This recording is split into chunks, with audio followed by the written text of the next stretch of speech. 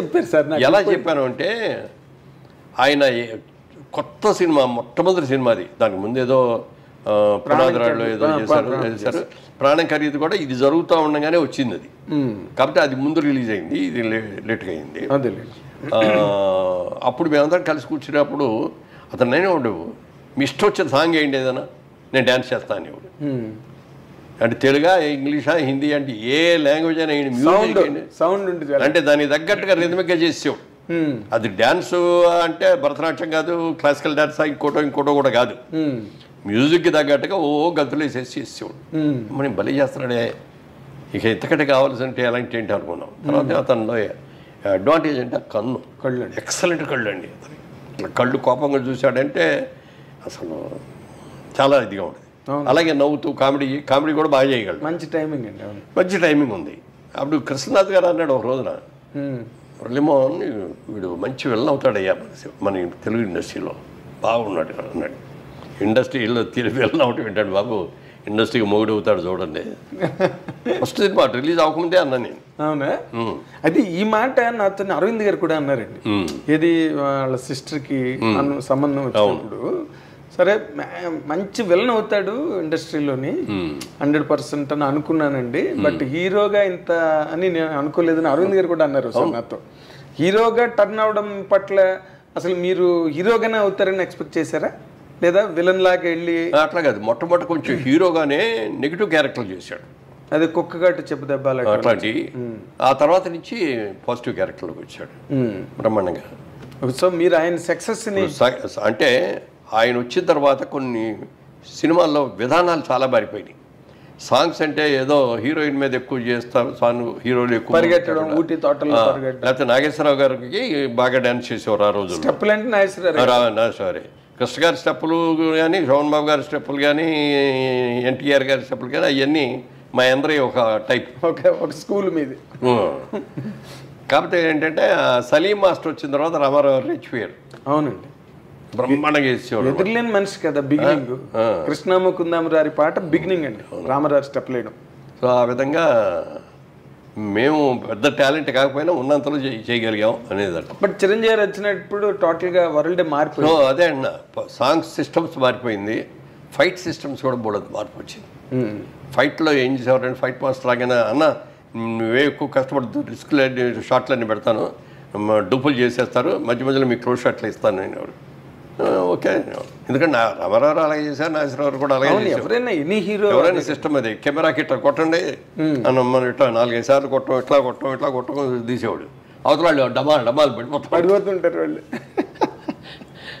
అట్లా చిరంజీవి గారు వచ్చిన తర్వాత వీటన్నిటిలోనూ మార్పు వచ్చింది.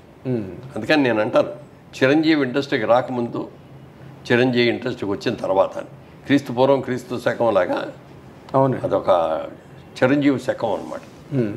అంత సక్సెస్ అవ్వటం, సాంగ్స్ బ్రహ్మాండంగా చేసేయడం, ఫైట్లు బ్రహ్మాండంగా చేసేయడం. ఆ తర్వాత కృష్ణ గారు మేమందరం ఇట్లా ఫైట్లు చేస్తుంటే ఎవరికి నచ్చేయి కదా. అవునండి, అవన్నీ ఏంటో తేలిపోయాయి. చిరంజీవి గారు వచ్చి ఫైట్లు చేసిన తర్వాత ఇంకెవరు డూప్ అంటే కూడా ఒప్పుకునేవాడు కదా. అవును, నేను చేస్తానంటే నాకు డూప్ అక్కర్లేదు అనుకున్నట్టుగానే సినిమా బాపు గారు కూడా చూసి, షూటింగ్ జరిగే రోజుల్లోనే చిరంజీవి చేసేస్తా అంటే ఆ జనం మధ్యలో ఆ డ్యాన్సులు అవన్నీ సెకండ్ టేక్ అనేది కూడా అవసరం ఉండేది కాదు. చేస్తాడు ఆయన కూడా, చాలా బ్రహ్మాండంగా ఉన్నాడు, చాలా బాగా చేస్తున్నాడు, పెద్ద హీరో అవుతాడని ఆయన. జయకృష్ణే అసలు తీసుకొచ్చింది. ఫిల్మ్ ఇన్స్టిట్యూట్లో చేసిన వాళ్ళలో బాగున్నాడు ఈ కుర్రాడని చెప్పి జయకృష్ణ తీసుకొచ్చి పెట్టాడు. అవునా? అప్పుడు క్రాంతి కుమార్ కూడా చూసి క్రాంతి కుమార్ ప్రాణం ఖరీదులో పెట్టాడు. సో అట్లా ఇక సక్సెస్ వచ్చేసి అవునండి దుమ్ము దులిపేశాడు ఆయన. ఒక యుగం కింద ఫామ్ అయిపోయి, అంటే అదొకటి. ఇంకో గొప్ప విషయం ఏంటంటే ఆయనకి వెనక ఎవరు లేరు, స్వతహాగా సొంతంగా కష్టపడి పైకి వచ్చిన వ్యక్తి. అంటే ఇక్కడ ఒక్క పాయింట్, మీరు ఒక 50 ఏళ్ల సినిమా పరిణామాలన్నిటికీ కర్మసాక్షి మీరు.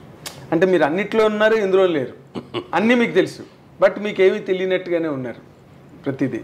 ఇప్పుడు మొదటి నుంచి కూడా సార్ అన్ని చోట్ల ఎక్కడ సినిమా ఇండస్ట్రీ గురించి ఎవరు మాట్లాడుకున్నా, ఒకరి ఎదుగుదల కానీ లేకపోతే ఒకరి తాలూకా డౌన్ఫాల్ కానీ, వీటన్నిటి మధ్యలో క్యాస్ట్ అనే పాయింట్ని ఎక్కువగా అందరూ రిఫర్ చేస్తారు సార్. అందరూ ఆల్మోస్ట్ సినిమా ఇండస్ట్రీ అనగానే. ఓకే, రాజకీయాలు అంటే ఇంకా క్యాస్ట్ బేస్డే అనుకోండి, ఇంకా అవి ఓసీలు, ఎస్సీలు, ఎస్టీలు, ఇంకా ఆ గొడవలు. సినిమా ఇండస్ట్రీకి వచ్చే వరకు ఇది ఎంతవరకు కరెక్ట్ అంటుంది ఈ రూమర్ కానీ ఈ ఆరోపణ కానీ సినిమా పరిశ్రమ మీద?